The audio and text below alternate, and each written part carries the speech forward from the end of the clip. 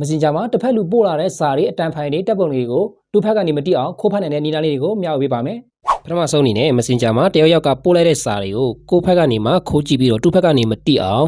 ပိတ်နိုင်တဲ့နီလန်းလေးတွေကတော့2မျိုးရှိပါတယ်။ပထမဆုံးတစ်နည်းကတော့တယောက်စီကိုကျွန်တော်တို့ရွေးပြီးပိတ်တဲ့နီးပါနောက်တစ်နည်းကကြတော့အကုန်လုံးကိုကျွန်တော်တို့ပိတ်ထားလို့ရတဲ့နီလန်းလေးတွေပါ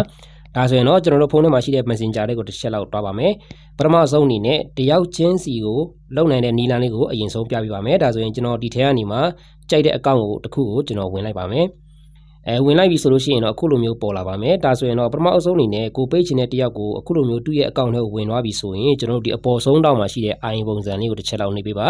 ပြီးရင်တော့အပေါ်ကိုနည်းနည်းဆွဲတင်ပေးလိုက်ပါ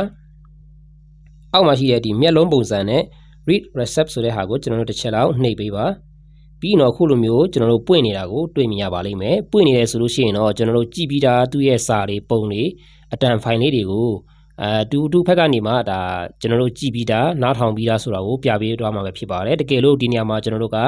ပိတ်ပစ်လိုက်မယ်ဆိုလို့ရှိရင်အခုလိုမျိုးပိတ်ပြီးသွားပြီဆိုလို့ရှိရင်တော့ကျွန်တော်တို့တူထဲကိုအခုလိုပုံစံမျိုးဝင်ကြည့်ပြီးတော့တူပို့ထားတဲ့အတန်ဖိုင်တွေအကုန်လုံးကိုလည်းနားထောင်လို့ရတယ်ပုံတွေစာတွေအကုန်လုံးဖတ်လို့ရတယ်အဲ့လိုမျိုးဆိုလို့ရှိရင်သူ့ဖက်ကနေမှကျွန်တော်တို့ဒါဖတ်ပြီးသားနားထောင်ပြီးသားဆိုတာကိုသူ့ဖက်ကနေမှမပြပေးပေါ့နော်ဒီ Messenger မှာကျွန်တော်တို့ဝင်ကြည့်လိုက်မယ်ဆိုလို့ရှိရင်သူကဘယ်လိုမျိုးပြလဲဆိုလို့ရှိရင် message လိုလည်းတီးမှာပါကျွန်တော်တို့ကသူများစီကနေမှဝင်ကြည့်လိုက်မယ်ဆိုရင်ကိုယ့်ဖက်ကနေသူကပေါ့နော်ဒီတခြားလူရဲ့ဖက်ကဝင်ကြည့်လိုက်မယ်ဆိုရင်ကျွန်တော်တို့ရဲ့ logo ပုံစံလေးအောက်ကိုကျလာမှာပဲဖြစ်ပါတယ်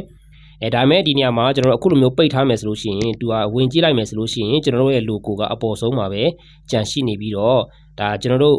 ဝင်မကြည့်သေးဘူးဆိုတဲ့ပုံစံမျိုးနဲ့ပြနေမှာပဲဖြစ်ပါတယ်ကိုကပြန်ပြီးဖွင့်ပေးချင်တယ်ဆိုလို့ရှိရင်တော့စောနာက IN ပုံစံကိုပဲပြန်သွားပါပြီးအပေါ်ပြန်ဆွဲလိုက်ပြီးရင်ဒီနေရာကိုကျွန်တော်တို့ off နေတာကိုပြန်ပြီးတော့ဒါလေးကို on ပေးလိုက်ပါပြီးရင်တော့ဒါကျွန်တော်တို့တယောက်စီပိတ်တဲ့နီလန်းတော့ပြီးသွားပါပြီဒါဆိုရင်ကျွန်တော်တို့ကအကုန်လုံးကိုပိတ်ထားရှင်တယ်ဆိုလို့ရှိရင်ကျွန်တော်တို့ဒီအပေါ်ဆုံးတောက်မှာရှိတဲ့မြင်းချောင်းလေးတုံးချောင်းကိုတစ်ချက်လောက်တွားပေးပါပြီးရင်တော့အပေါ်ဆုံးမှာရှိတဲ့ setting ကိုတစ်ချက်တွားပါမယ်ဒီနေရာရောက်လာပြီဆိုရင်အပေါ်ကိုဆွဲတင်ပေးပါပြီးရင်တော့ဒီနေရာမှာ privacy and safety ဆိုတဲ့ဟာကိုတစ်ချက်လောက်နှိပ်ပေးပါအိမ်ပုံစံလေးနဲ့ပါပြီးရင်တော့အပေါ်နည်းနည်းဆွဲပါဒါဆိုရင်တော့ဒီနေရာမှာ read recept ဆိုတဲ့ဟာကိုတစ်ချက်လောက်နှိပ်ပေးပါ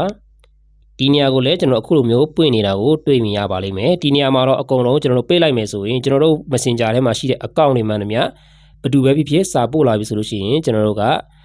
ခိုးပြီးတော့ကြည့်လို့ရပါတယ်စာတွေအတန်ဖိုင်တွေအကုန်လုံးကျွန်တော်တို့ကြည့်လို့ရတယ်နားထောင်လို့ရပါတယ်သူ့ဘက်ကနေမှလုံးဝမတိစေရပါဘူးဒါမဲ့ဒါလေးကိုကျွန်တော်တို့ပွင့်ထားမယ်ဆိုလို့ရှိရင်တော့ဒါကျွန်တော်တို့ဝင်ကြည့်လိုက်တာနဲ့သူ့ဘက်ကနေမှတစ်ခါတည်းတန်းပြီးတီးတော့မှာပဲဖြစ်ပါတယ်